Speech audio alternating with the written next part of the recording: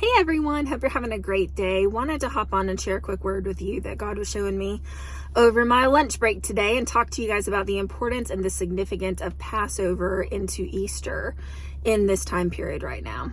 So what I want to do first before I get into the word is talk about the significance of what Passover was in the Bible. So Passover in the Bible was where, the Israelites were still in bondage in Egypt, okay? And it was one of those final plagues that came through where the death angel was sent to kill off all the firstborn children in Egypt, amen? And so the firstborn males were killed. This, death angel came through and caused all this damage, all this chaos or whatever. But it passed over the Israelites. It passed over God's chosen people. Amen. And, I don't know if you guys have noticed, but Easter is very symbolic this year. It's always symbolic, right? But this Easter represents a season of restoration. From Easter forward in your life represents restoration. It represents resurrection in your life of dead things, of stolen things, of a new season in general in your life. And it's very symbolic to not only our nation and to the world, but personally. This is what God was showing me. And there's no accidents in his timing, okay? So the week of Passover is a very shaky, rocky week, okay? Literally, I was even hearing the words rocky, okay? I don't know if that's going to look like earthquakes or just general warfare. I don't know, but it's going to be a shaky week for some. This is a week where the demonic agenda is getting brought to the surface and exposed. And those tend to be kind of rocky times of warfare, right? I want you guys to imagine in the Bible that death angel passing over. God right now, the reason it's shaky is he is putting to death the agenda of the enemy over so many people's lives right now.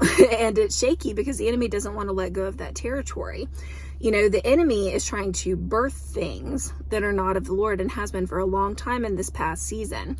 That's kind of what those Egyptian babies represent that were killed off in the Passover when that death angel came over. Those demonic plans that have been birthed, those agendas, those schemes, all of that stuff. It's going to be highlighted. You're going to start to see a lot more stuff coming to the surface this week and beyond. And Easter, that resurrection, represents a shifting of seasons for many of you, okay? The bumpiness, the warfare of this week could get intense. I'm not speaking that over you, but what I am saying is when God is putting to death your flesh, when God is putting to death the enemy agenda, when he is putting to death the old, this is going to mean one of two things for a lot of people. It's going to mean justice for God's people who have been standing and who have been acting right. And it's going to mean that he's about to bring the enemy's agenda to its knees. Amen. It's about to be a time of recompense. It's about to be a time for a lot of people of exposure over the enemy camp. It's about to be a time of great harvest. Amen. That's the cool part about this is God is a merciful God. And so those that have not been obeying in a past season have not turned to him. This shaking is going to wake them up, and it's going to cause some people to run to God in this time period. And so churches, we need to get ready for this. The harvest is plentiful and the workers are few. And some of these workers, quote unquote, have been asleep. And it's time for us to get into position because there is a shaking that is occurring. There is a warfare where God is purposefully making people feel unsettled in their lives. I don't know if this is you guys or not, but the unsettledness is to kill off that flesh. The unsettledness is to get you not satisfied with where you are. The unsettledness is to expose some things. The unsettledness is to get to the root of some things that have been going on in past seasons and to bring that stuff to the surface so that God can bring in resurrection, so that he can bring in hope, life, new things, the things that he has for you in this time. And so all of that to say, I want you guys to hang on this week. Let God do the work inside of you that he needs to do in you, okay? I think that this is symbolic of so many different things. This could be symbolic on a national level, but this is also very symbolic on an individual level.